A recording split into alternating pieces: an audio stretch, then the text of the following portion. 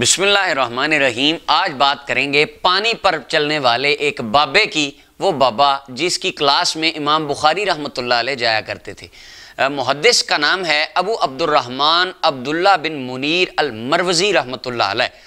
241 ہجری میں ان کا وصال ہوا، یعنی امام بخاری سے بھی کچھ سال پہلے یہ اللہ کو پیارے ہو گئے۔ امام بخاری رحمۃ اللہ علیہ ان کے شاگرد تھے۔ میرے سامنے سیر اعلام النبلاء ہے علامہ ذہبی کی، اس کا دوسرا والیوم ہے اور یہ بیت الافکار الدولیہ کی طبع ہے۔ اس کے اندر علامہ ذہبی فرماتے ہیں الامام القدوہ الولی، یہ محدث اللہ کے ولی تھے، صوفی تھے، الحافظ الحجہ، یعنی حدیث کی دنیا میں بڑے لقب ہیں یہ حافظ اور حجہ، یہ حضرت عبداللہ بن منیر رحمۃ اللہ علیہ۔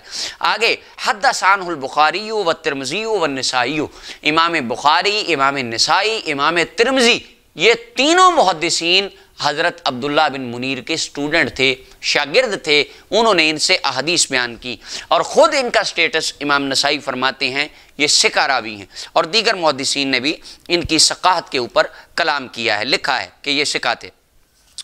اب یہ ان کا جو ترجمہ ہے وہ میں آپ کے سامنے، سیر اعلام النبلاء ہے میرے سامنے، اور تاریخ الاسلام علامہ ذہبی کی، تہذیب الکمال علامہ مزی کی، اور تاریخ بغداد اور دمشق وغیرہ سے میں ان کا ترجمہ خلاصتاً آپ کے سامنے پڑھ رہا ہوں۔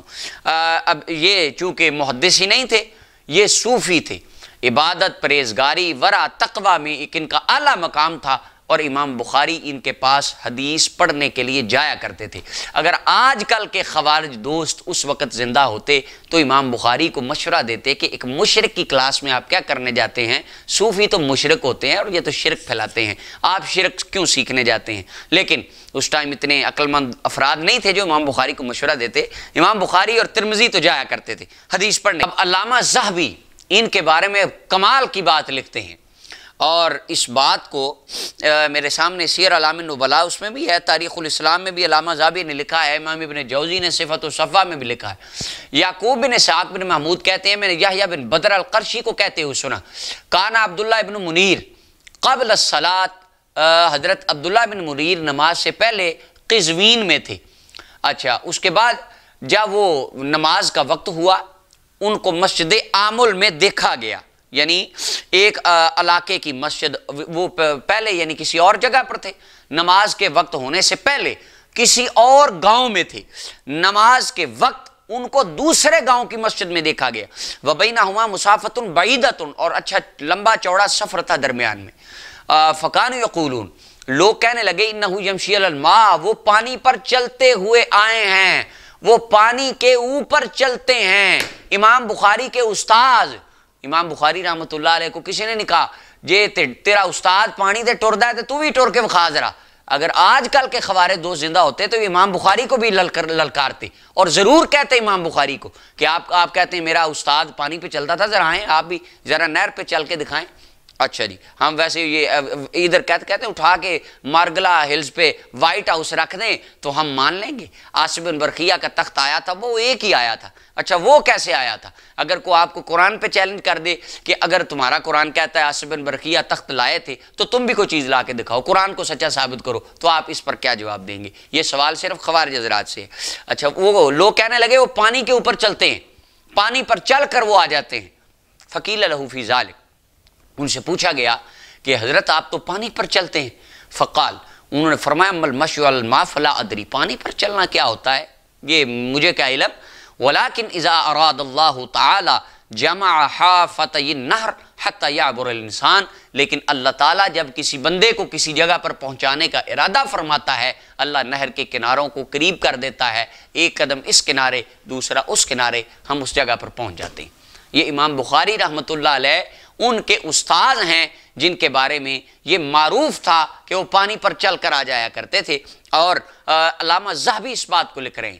یہاں پر کسی دوست کو یہ مسئلہ ہو سکتا ہے کہ جی میں نہیں مانتا علامہ ذہبی کو، اگر انہوں نے لکھا ہے تو یا تہذیب الکمال میں علامہ مزی نے لکھا ہے یا امام ابن جوزی محدثین ہیں یہ، انہوں نے لکھا، ہم نہیں مانتے۔ اگر آپ نہیں مانتے تو آپ اصول حدیث اور جرح و تعدیل کے علم کو کس بنیاد پر مانیں گے؟ آپ سے جب کوئی حدیث پوچھنی ہو تو آپ کہتے ہیں ضعیف۔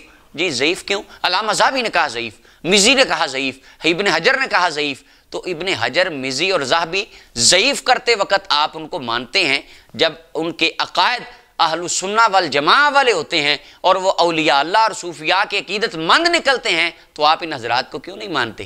یہ یہود والا کام ہے کہ جب اپنے فرقے اور آئیڈیالوجی کی بات ہو اتنی لے لینا، باقی ساری کتاب کو چھوڑ دینا۔ فَتُؤْمِنُونَ بِبَعْضِ الْكِتَابِ وَتَكْفُرُونَ بِبَعْضٍ، اللہ تعالیٰ فرماتے ہیں یہ اپنے مقصد کی باتیں لے لیتے ہیں، باقی چھوڑ دیتے ہیں۔ اب آپ اندازہ کریں، یہ امام بخاری کے استاد ہیں اور پانی کے اوپر چل رہے ہیں، اور ان کے بارے میں یہ مشہور ہے۔ اور آگے علامہ حافظ ابن کثیر البدایہ میں کتنی پیاری کس انداز سے لکھتے ہیں، وہ کہتے ہیں کہ عبداللہ بن منیر ایک دن بیٹھے تھے، حدیث پڑھا رہے تھے، امام بخاری اور امام ترمذی رحمۃ اللہ علیہ دونوں ان کی مجلس میں موجود تھے۔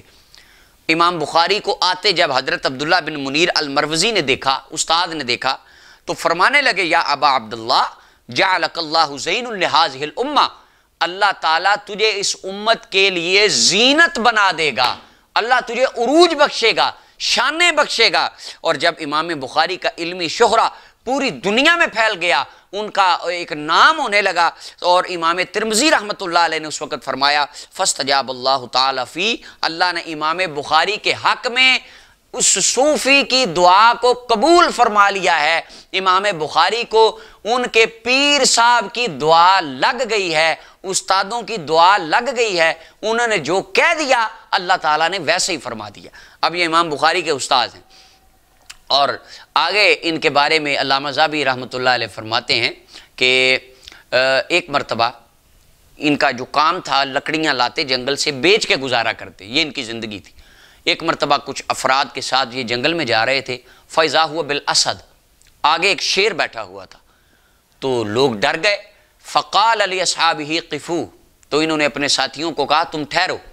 وَتَقَدَّمَ هُوَ إِلَى الْأَسَدِ، اور خود یہ آگے چل کر شیر کی طرف گئے۔ فَلَا نَدْرِي مَا قَالَ لَهُ، اور ساتھ والے حضرات کہتے ہیں ہمیں نہیں پتہ چلا انہوں نے شیر سے کیا بات کی۔